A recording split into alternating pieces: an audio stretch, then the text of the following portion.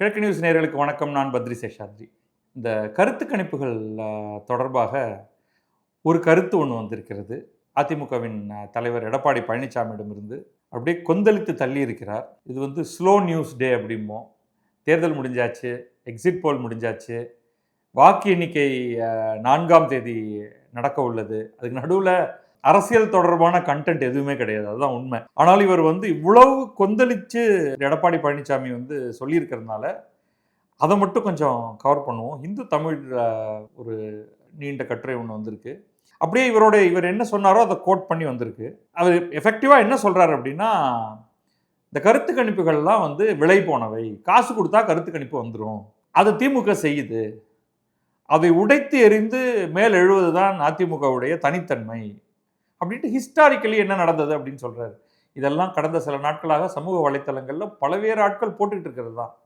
எடப்பாடி பழனிசாமி அவர்கள்ட்டேருந்து வரும்பொழுது அதுக்கு ஒரு நியூஸ் வேல்யூ அதிகரிக்குது. என்ன சொல்றாரு அப்படின்னு பார்த்துருவோம். அவர் அறிக்கையில், தமிழ்நாடு சட்டப்பேரவை தேர்தல் ஏப்ரல் 23 அன்று நடந்து முடிந்துள்ள நிலையில் கருத்து கணிப்புகள் என்ற பெயரில் பொய் தகவல்களை பரப்பி தமிழக மக்களையும் அதிமுக தொண்டர்களையும் திசை திருப்பும் வேலையை தில்லுமுள்ளு முன்னேற்ற கழகத்தினர் திட்டமிட்டு செய்து வருகின்றனர். பாலமிக்ஸ், திராவிட முன்னேற்ற கழகம் அப்படின்னு சொல்லிட்டு போகலாம், ஆனால் அதை தில்லுமுள்ளு முன்னேற்ற கழகம் அப்படின்னு சொல்வதற்கான ஒரு அவசியம் இல்லை. பட் அந்த அளவுக்கு தான் நம்முடைய பாலிடிக்ஸ் மாறி போயிருச்சு. எனவே தேர்தலுக்கு பிந்தைய கருத்து கணிப்பு முடிவுகளை கண்டு யாரும் கலங்க தேவையில்லை. திமுகவின் பித்தலாட்ட நாடகம் ஒருபோதும் எடுபடாது. அந்த முதல் பத்தியிலேயே தில்லுமுள்ளு பித்தலாட்டம் அப்படிங்கிற வார்த்தைகள் எல்லாம் பயன்படுத்திட்டார்.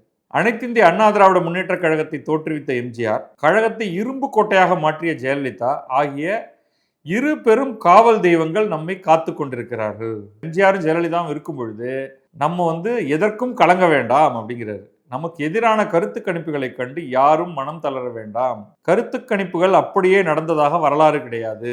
எல்லா கருத்து கணிப்புகளையும் உடைத்தே அனைத்திந்திய அண்ணா திராவிட முன்னேற்ற கழகம் இதுவரை ஆட்சி அமைத்திருக்கிறது அப்படின்னு 2-3 எக்ஸாம்பிள் சொல்றாரு. 2006 முதல் 2011 வரையிலான மைனாரிட்டி திமுக ஆட்சியை முடிவுக்கு கொண்டு வர தில்லுமுள்ளு முன்னேற்ற கழகம் மாதிரி அடுத்து மைனாரிட்டி திமுக ஆட்சி. ஆனால் ஜெயலலிதா கடைசி வரை அந்த காலகட்டத்தை குறிப்பிடும் பொழுது மைனாரிட்டி திமுக அரசு அப்படின்னு தான் சொல்லிட்டு இருந்தாங்க. அதை இவர் அப்படியே பிக்கப் பண்ணிக்கிறார். 2011 ஏப்ரல் மாதம் 13ஆம் தேதி சட்டப்பேரவை தேர்தல் நடைபெற்றது. அச்சமயம் சில கருத்து கணிப்புகள் திமுக ஆட்சி தொடரும் என்றன. சில கருத்து கணிப்புகள் மட்டுமே அதிமுக வெற்றி பெற வாய்ப்புள்ளதாக தெரிவித்தன. அது குறித்து ஜெயலலிதாவிடம் ஊடகங்கள் கேள்வி கேட்டபோது 218 தொகுதிகளுக்கு குறையாமல் வெற்றி பெறுவோம் என்று உறுதிபட தெரிவித்தார். சொன்னபடியே அதிமுக கூட்டணி 203 இடங்களில் வென்று ஜெயலலிதா மீண்டும் ஆட்சியில் அமர்ந்தார். அந்த சமயத்தில் ஒரு வலுவான தேமுதிக அவர்களுடைய கூட்டணியில் இருந்தது அப்படிங்கிறது ஞாபகத்தில் வச்சுக்கணும். அந்த தேர்தலில் திமுக 23 தொகுதிகளை மட்டுமே பெற்று எதிர்க்கட்சி அந்தஸ்து கூட கிடைக்க பெறாமல் அதல பாதாளத்துக்கு தள்ளப்பட்டது. 2016 இதே போன்று கருத்து கணிப்பு சொல்லப்பட்டது. அதை பொய்யாக்கி மீண்டும் அதிமுக ஆட்சி அமைத்தது. இதுதான் வரலாறு. ஒவ்வொரு தேர்தலின் போதும் கருத்து கணிப்புகளை உடைத்தெறிந்து வீறு கொண்டு எழுவதுதான் அதிமுகவின் தனித்தன்மை. ஆனால் 2021 அப்படி ஆகலையே. கருத்து கணிப்புகள் திமுக தான் வெற்றி பெறும் என்று சொல்லின, அதே மாதிரி திமுகவும் வெற்றி பெற்றது. இந்த தேர்தலிலும் அத்தகைய வெற்றி கண்டிப்பாக தொடரும் அப்படின்னு சொல்லிட்டு இவர் அடுத்து சொல்றதுதான் அனைத்திந்திய அண்ணா திராவிட முன்னேற்ற கழகம் 210 தொகுதிகளில் உறுதியாக வெல்லும். அதுக்கு எந்த எவிடன்ஸும் இருக்கிற மாதிரி நம்ம களத்திலையும் பார்க்கல, கருத்து கணிப்புகளையும் பார்க்கல, தேர்தலுக்கு பிந்தைய கருத்து கணிப்புலையும் பார்க்கல. கழகம் தனி பெரும்பான்மையுடன் ஆட்சி அமைக்கும். பார்க்கலாம் என்ன நடக்குதுன்னு. அதே நேரம் தோற்கப் போகிறோம் என்பது ஸ்டாலினுக்கு தெரிந்து விட்டது. எனவே இப்படியான கருத்து கணிப்புகளை திட்டமிட்டு வெளியிடுவதற்கு பின்னணியில் சூழ்ச்சி இருப்பதற்கு வாய்ப்பு உண்டு. ஸோ பயங்கர அந்த வார்த்தைகளை பாருங்க. கருத்து கணிப்புகளை திட்டமிட்டு வெளியிடுவதற்கு பின்னணியில் சூழ்ச்சி இருப்பதற்கு வாய்ப்பு உண்டு. கருத்து கணிப்புகள் திட்டமிட்ட சூழ்ச்சி அப்படின்னு சொல்லலை, கருத்து கணிப்புகள் சூழ்ச்சியாக இருப்பதற்கு வாய்ப்பு இருக்கிறது அப்படின்னு லைட்டாக ஜகா வாங்கிட்டார். அதாவது திமுக வெல்லப்போகிறது என்ற மாய பிம்பத்தை உருவாக்கி அதன் அடிப்படையில் வாக்கு எண்ணிக்கையில் தில்லுமுள்ளு செய்வதற்கும் கலவரம் செய்து தமிழகத்தில் குழப்பத்தை உருவாக்குவதற்கும் திமுகவினர் முயற்சி செய்வார்கள். எனவே மே 4ஆம் தேதி வாக்கு எண்ணிக்கை நடைபெறும் இடங்களில் அதிமுக தொண்டர்கள், பூத் ஏஜென்ட்டுகள், வேட்பாளர்கள், நிர்வாகிகள், தொகுதி தேர்தல் பொறுப்பாளர்கள் அனைவரும் அதீத கவனத்துடன் செயல்பட வேண்டும். இதுதான் ஃபைனல் பாயிண்ட். இதுதான் வாக்கு எண்ணிக்கை நடைபெறும் இடத்துல தொண்டர்கள் உள்ளே போக முடியாது, வெளியில் நில்லுங்க. பூத் ஏஜென்ட்டு, வேட்பாளர், நிர்வாகிகள், தொகுதி தேர்தல் பொறுப்பாளர்கள், இதில் யாருக்கெல்லாம் உள்ளே போய் கவுண்டிங் இடத்துல இருக்க முடியுமோ அவர்கள், அந்த அனுமதி பெற்றவர்கள் உள்ளே போயிடுங்க, விட்டுறாதீங்க. வெளியில் நம்முடைய தொண்டர்கள் பார்த்துக்கிட்டே இருங்க, எதுவும் ரொம்ப கவனமாக இருங்க, அவ்வளோதான். அவர் தன்னுடைய கேடரை 4ஆம் தேதி வரைக்கும் அந்த உசுப்புதல்லையே வைத்திருக்கணும். அதுதான் இதோடைய நோக்கம். தமிழ்நாட்டில் மக்கள் விரோத நிர்வாகத்திறனற்ற திமுக ஆட்சி ஒருபோதும் அமையப் போவதில்லை. மக்களின் நலனுக்காகவும் உயர்வுக்காகவும் மட்டுமே அல்லும் பகலும் அயராது பாடுபட்டு வரும் அனைத்திந்திய அண்ணா திராவிட முன்னேற்ற கழகத்தினர் ஆட்சி நிச்சயம் மலரும் அப்படின்னு சொல்லிட்டார். இதில் 2-3 பாயிண்ட் தான், இதில் ரொம்ப பெருசாக பேசுறதுக்கு ஒன்றும் கிடையாது. பொதுவாக நீங்கள் கருத்து கணிப்புகளை எல்லாம் அப்படி டிஸ்மிஸ் பண்ணிட முடியாது. எஸ்பெஷலி ஒரு களம் ரிலேட்டிவ்லி சிம்பிளாக இருக்கும் பொழுது. தமிழகம் அப்படி சிம்பிளாக இல்லை அப்படிங்கிறது தான் உண்மை. இப்போ அஸ்ஸாமோ, ஏன் ஈவன் கேரளமோ அல்லது புதுச்சேரியோ ரொம்ப சிம்பிளான ஒரு சுச்சுவேஷன். அதனால் அங்கே எந்த கருத்து கணிப்புமே மாற்றத்தை எல்லாம் காண்பிக்கல. அதாவது நீ இந்த கருத்து கணிப்பு இப்படியா, அந்த கருத்து கணிப்பு அப்படின்னு யாருமே சொல்லலை. எல்லா கருத்து கணிப்புகளும், தேர்தலுக்கு பிந்தைய கருத்து கணிப்புகளும் ஒரே திசையை தான் கொடுத்துருக்காங்க. அந்த இடத்துல இல்லை இல்லை அதுக்கு முற்றிலும் மாற்றாக அமையும் அப்படின்னு சொல்றது கஷ்டம். இதில் கேரளத்தில் ஒரு மாதிரியான மும்முனை போட்டி இருக்கு. பாரதிய ஜனதா இருக்கு, ஆனால் கொஞ்சம் சிறியதாக இருக்கிறது. மற்ற 2 பேருடைய சைஸுக்கும் இவங்களுக்கும் சம்மந்தமே கிடையாது. மேற்கு வங்கமும் தமிழகமும் தான் கொஞ்சம் இடருது.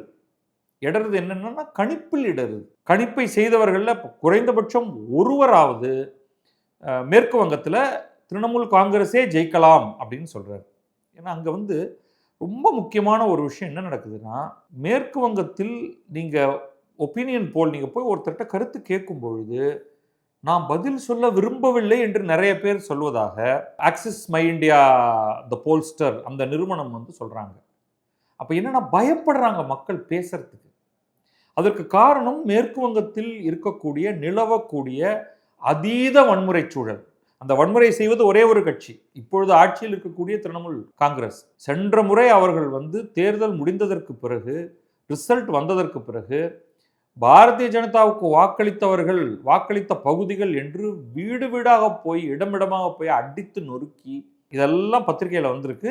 சோசியல் மீடியாவில் இன்னும் கொஞ்சம் டேட்டா இருக்கு. அதோடைய உண்மைத்தன்மை எவ்வளவுங்கிறதுல வேண்டுமானால் எக்ஸாஜரேஷன் இருக்கலாம், ஆனால் இது நடந்தது. அப்போ யாராவது ஒருத்தர் தைரியமாக ஹலோ நான் பாரதிய ஜனதாவுக்கு வாக்களித்திருக்கிறேன் என்று இன்றைக்கு மேற்கு வங்கத்தில் சொல்வாரா என்றால் இல்லை. இல்லைங்க, நாங்கள் ரொம்ப ரகசியமானது, உங்கள் பேர் முகவரி எதுவுமே வேண்டாம், எனக்கு உங்களை பற்றின பேசிக் டீட்டெயில் வேணும். நீங்கள் ஆணா பெண்ணா, நீங்கள் எந்த வயது, நீங்கள் எந்த ஜாதி, நீங்கள் எந்த மதம், யாருக்கு வாக்களித்தீர்கள், சென்ற முறை யாருக்கு வாக்களித்தீர்கள், இவ்வளோதான் மினிமம். இதுதான் கேட்க போகிறோம். பட் இதை சொல்கிறதுக்கே அங்கே பயப்படுறாங்க. தமிழகத்தில் அந்த பயம் கிடையாது. என்னுடைய ஹானஸ்ட் ஒப்பீனியன் தமிழகத்தில் யாரும் நான் யாருக்கு வாக்களித்தேன் அப்படிங்கிறத சுற்றி முற்றியெல்லாம் பார்த்துட்டு, அப்பா என்ன பக்கத்தில் யாரும் இல்லையா, நீங்கள் மறைமுகமாக அங்கே வாங்க ஒதுக்குப்புறமா வேணால் நான் சொல்கிறேன் அப்படின்லாம் சொல்கிற அளவுக்கு இங்கே பயம் கிடையாது. ஏன்னா நம்ம அரசியலில் வன்முறைங்கிற அப்படிங்கிறதுலேருந்து ரொம்ப நகர்ந்து வந்துட்டோம். இங்கொன்றும் அங்கொன்றுமாக ஏதேனும் ஒன்று தனிப்பட்ட காழ்ப்புணர்ச்சி காரணமாக அல்லது சொத்து தகராறு இந்த மாதிரி ஏதாவது ஒன்றில் இருக்கலாமே தவிர, நீ அவனுக்கு ஓட்டு போட்டியா, அவனை வெட்டிடுறான்டா என்று சொல்வது தமிழகத்தில் கிடையாது. இன்றைக்கு சுத்தமாக அது இல்லாமல் போய்விட்டது. இப்போ பயம் இல்லை. இன்னும் சொல்லப்போனால் நம்ம வெளிப்படையாகவே பேசுகிறோம். நான் இந்த கட்சியை ஆதரிக்கிறேன், நான் இந்த கட்சிக்காக வாக்கு சேகரிப்பில் ஈடுபட போகிறேன், நான் இந்த கட்சிக்கு வாக்களிக்க போகிறேன், வாக்களித்து விட்டேன் அப்படின்லாம் சொல்றதுக்கு ஒரு பயமும் இல்லாத ஒரு மாநிலமாகத்தான் தமிழகம் இருக்கிறது என்று நான் நினைக்கிறேன். எங்கேயாவது ஒரு சில கிராமங்கள்ல ஒரு சில இடங்கள்ல மிரட்டுதல் அப்படிங்கிறது இருக்கலாம், ஆனால் அது கூட அப்படி இருக்குமா அப்படிங்கிறது எனக்கு சந்தேகமாக இருக்கு. தமிழகத்தில் கருத்து கணிப்புகளில் பயந்து போய் யாரும் சொல்லாமல் இருக்க மாட்டார்கள். ஆனால் இதில் 2 விஷயம் மட்டும் இருக்குது, அதை மட்டும் சொல்லி முடிச்சிடறேன். ஒன்று பணம் அள்ளி தெளிக்கப்பட்டிருக்கிறது. திமுக மட்டும்தான் கொடுத்தது என்று இல்லை, திமுக கொடுத்திருக்கிறார்கள், அதிமுக கொடுத்திருக்கிறார்கள். அறப்போர் இயக்கம் ஜெயராமன் ரொம்ப முக்கியமான ஒருவர், அவருடைய காணொலி ஒரு சமீபத்தில் அவர் ஒரு யூடியூப் தளத்துக்கு கொடுத்திருக்கிறார். அதில் எந்த அளவுக்கு பணம் தண்ணி போல் பாய்ந்தது அப்படின்னு அவர் நிறைய தகவல்களை சேகரித்து சொல்கிறார். அவங்களுக்கு ஒரு ரெப்புடேஷன் இருக்குது. மிக தீவிரமான ஊழல் வழக்குகளை திமுக, அதிமுக, பாரதிய ஜனதா எல்லார் மீதும் அவர்கள் சுமத்தி, சிலர் மீது வழக்கு தொடுத்து, அந்த வழக்கில் வெற்றியும் கண்டு, மேல அந்த வழக்கு அடுத்து மேல்முறையீடு அப்படியே போயிட்டு இருக்கு. ஆனால் அவர்கள் வந்து சாதாரணப்பட்டவர்கள் இல்லை அப்படிங்கிறதுக்காக சொல்றேன். அவங்களுடைய பின்னணி, அவங்க வந்து கட்சி சார்பற்றவர்கள், இந்த கட்சி சார்பு அப்படின்லாம் இல்லை, கட்சி சார்புடையவர்கள் அல்லர். எல்லார் மீதும் ஊழல் இருந்தால் குற்றச்சாட்டு வைக்கக்கூடியவர்கள். அவர்கள் வந்து எந்த அளவுக்கு பணம் கொடுக்கப்பட்டிருக்கிறதுன்னு. இப்போ பணம் வாங்கியவர்கள் மாற்றி வாக்களித்தால் வெளியில் பேச மாட்டார்கள். அதெல்லாம் சொல்ல மாட்டேங்க அப்படின்னு சொல்லுவாங்க. ஏன்னா நீங்கள் வந்து நான் திமுக பணம் வாங்கிட்டேன், தாவேகாவுக்கு வாக்களித்தேன், தாவேகாக்கு போட்டுங்க என்னோடதுன்னு. ஈவன் நீங்கள் தனியாக அவர்களை அழைத்து கொண்டு போனாலும் நீங்கள் யார்கிட்ட பேசுகிறீங்கிறத பற்றின உங்களுக்கு ஒரு தெளிவு கிடையாது. பயம் ஒன்று இருக்கும். அதை ஞாபகத்தில் வச்சுங்க. ஒன்று. இன்னொன்று, இந்த தேர்தலில் வந்து ஒரு புதிய பிடுங்கல் ஒன்றை பார்த்தோம். இது வந்து எனக்கு அப்படி வாக்களித்த சில பேர் என்கிட்ட பேசினதுனால இதை சொல்கிறேன். இந்த சின்ன பிள்ளைங்களை எல்லாம் வச்சு நீங்கள் வந்து உங்கள் வீட்டில் இருப்பவர்களை எல்லாம் என்னுடைய கட்சிக்கு வாக்களிக்க சொல்லுங்கள், விசிலுக்கு வாக்களிக்க சொல்லுங்கள்னு இந்த விஜய் சொல்லிட்டு போயிட்டார். பல வீடுகளில் இது நடந்திருக்கு. அது எந்த அளவுக்கு நடந்திருக்குங்கிறது தெரியல. ஆனால் அப்படி வாக்குக்கு தள்ளப்பட்டவர்கள் அவங்களுடைய கட்சி திமுகவாக இருக்கும், அதிமுகவாக இருக்கும். இந்த குழந்தை வந்து தாவேகாவுக்கு போடு அப்படின்னு சொல்லியிருக்கோம். அவங்க அந்த குழந்தைய பக்கத்தில் வைத்துக்கொண்டு அவங்க வேற யாருக்கோ போட்டிருப்பாங்க. குழந்தைக்கு முன்னாடி நான் இல்லைங்க, நான் வந்து திமுகவுக்கு தான் போட்டேன்னு சொன்னால் இந்த குழந்தை கால் புல்னு கத்த ஆரம்பிச்சிடும். அதுக்கு ஏமையான்னு கத்திக்கிட்டு இருக்குன்னு வச்சுங்க. அதோட நீங்கள் எப்படி ஹேண்டில் பண்ணுவீங்க? சின்ன குழந்தை, அதுக்கு புரியாது. அதனால் நீங்கள் வந்து ஒரு மாதிரி மையமாக சிரிச்சுட்டு அதெல்லாம் சொல்ல முடியாதுன்னு சொல்லிட்டு போவீங்க. அல்லது தாவேகாவுக்கு போட்டேன் அப்படின்னு சொல்லிட்டு போவீங்க. நீ என்ன இந்த ஒரு எக்ஸிட் போல்ஸ்டர் அப்படியே உண்மையை தான் அவர் வந்து கொண்டு போய் வைக்கணுமா? ஸோ இந்த மாதிரியான சில அதீதமான சில விஷயங்கள் தமிழகத்துக்கென்றே ஸ்பெஷலாக இருக்கக்கூடிய வைட்டமின் எம்மும் விசிலும் இந்த எக்ஸிட் போலில் ஒரு குழப்பத்தை ஏற்படுத்தி இருக்கலாம். ப்ரொஜெக்ஷன் தான், எனக்கு தெரியாது உண்மையில் என்ன நடந்ததுன்னு தெரியாது. அதனால தான் உங்களுக்கு 4 விதமான முடிவுகளையும் வெவ்வேறு ஆட்கள் சொல்லியிருக்காங்க. சில பேர் திமுக ஜெயிக்கும், சில பேர் அதிமுக ஜெயிக்கும், சில பேர் தாவேக ஜெயிக்கும்னு ஒரே ஒருவர், ஆக்சிஸ் மை இந்தியா. தொங்கு சட்டமன்றம் என்று ஒருவர், அதிகம் அறியப்படாத காமாக்கியா அப்படின்னு ஒரு ஏஜென்சி. இப்படி எல்லா விதமான ஃபார்முலேஷனையும் கொடுத்துட்டாங்க. ஸோ இந்த இடத்துல வந்து உண்மையிலேயே யாரும் அதீதமாக பொங்கணுங்கிற அவசியம் இல்லை. 4ஆம் தேதி தான் ஃபைனல் முடிவு. அதுக்கு பிறகும் இருக்கும். நாங்கள் இந்த நம்பவில்லை, கள்ள ஓட்டு விழுந்தது, வாக்கு எந்திரத்தின் மீது எங்களுக்கு நம்பிக்கை இல்லை அப்படின்னு நமக்கு ஒன்று நிறையா இருக்குது. கடைசி நேரத்தில் பணத்தை கொடுத்து அடித்து விட்டார்கள்.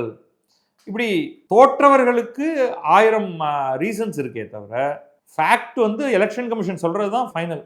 அதை ஏற்றுக்கொண்டு தான் ஆக வேண்டும். அப்படி தொங்கு சட்டமன்றம் அமைந்தால் இன்னும் கொஞ்ச நாளைக்கு இது சுவாரஸ்யமாக போகும். இல்லாவிட்டால் ஏதோ ஒரு கூட்டணி ஆட்சி அமைக்கப் போகிறது. நான் வந்து யாருக்கும் 170, 200, 190 என்று தனி கட்சி ஒன்றுக்கு கிடைக்கும் என்று நான் நம்பவில்லை. இது வந்து very very close to call. So அது 2 நாள் வெயிட் பண்ணுவோம், வரதை பார்ப்போம். நன்றி, வணக்கம். நான் பத்ரி சேஷாத்ரி. இது கிழக்கு நியூஸ்.